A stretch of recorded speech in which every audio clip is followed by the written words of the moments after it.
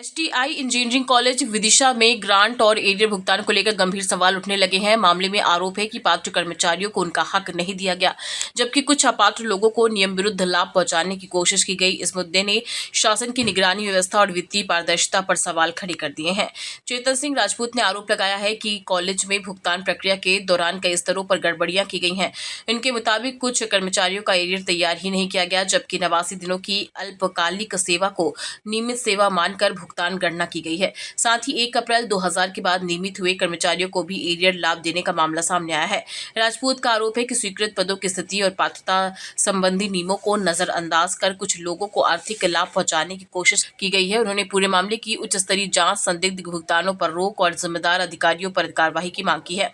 मामला सामने आने के बाद अब यह सवाल उठ रहा है कि सरकार इस पर सख्त कदम कब उठाएगी। यदि समय रहते निष्पक्ष जांच नहीं हुई तो यह विवाद और गहरा सकता है। जी, आपका नाम बताइए। चेतन सिंह राजपूत। क्या मामले को लेकर आज प्रेस वार्ता रखी गई है? ये जो छठा वेतनमान के हिसाब से 6 एरियर्स मिलना था हाई कोर्ट के हिसाब से, इन्होंने डीटी डिपार्टमेंट को एक निर्णय सुनाया था कि आपको इसमें जो छठा वेतनमान है वो हर व्यक्ति को मिलना चाहिए। जो इनकी 5 कॉलेजेस थी उन कॉलेजेस को कौन कौन से कॉलेज हैं?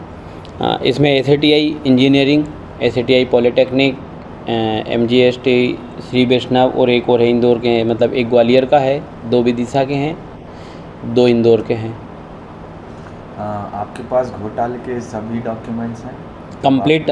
जितना हमने जब आवेदन जो दिया है वो सिर्फ इस चीज़ पे दिया था कि doctor YK Jain, doctor YK Jain, doctor Alok Jain ji, doctor Sandeep Jain ji, doctor Rajendra Dubey ji, ये जब 4 साल तक जॉब में नहीं रहे, 3, साढ़े 3, 4 साल, तो उस टाइम का इनका एरियस अमाउंट कैसे बना होगा, तो इनकी जांच की जाए।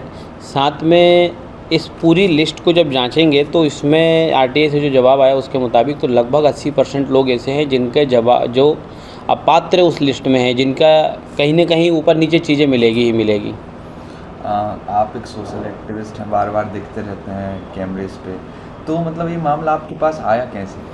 एक्चुअल में समाज सेवा 2013 से कर रहा हूँ और सामाजिक लोगों से हर जगह पर जुड़ा हुआ हूँ, कई कर्मचारियों से जुड़ा हुआ हूँ। एक कर्मचारी ने हमें शिकायत की थी कि उनका नाम इस लिस्ट में नहीं है, उन्हें ऐसा पता चला है, पर वो कई बार जानकारी मांगी तो कॉलेज वालों ने उन्हें भगा दिया, एसटीआई कॉलेज वालों ने। तो उन्होंने बताया कि भाई साहब आप हमारे हक अधिकार के लिए लड़िए। तो हर कर्मचारी और फिर सामाजिक तो मतलब करीब करीब कितने का घोटाला होगा ये 39 करोड़ रुपए की इकलौती फाइल तो सिर्फ और सिर्फ एसटीआई इंजीनियरिंग कॉलेज से गई हुई है और टोटल 156 करोड़ के लगभग की ये फाइलें थी जो बजट पास हुआ था। ये आप कब से उठा रहे हैं मामला और आपको कैसे पता चला इसका?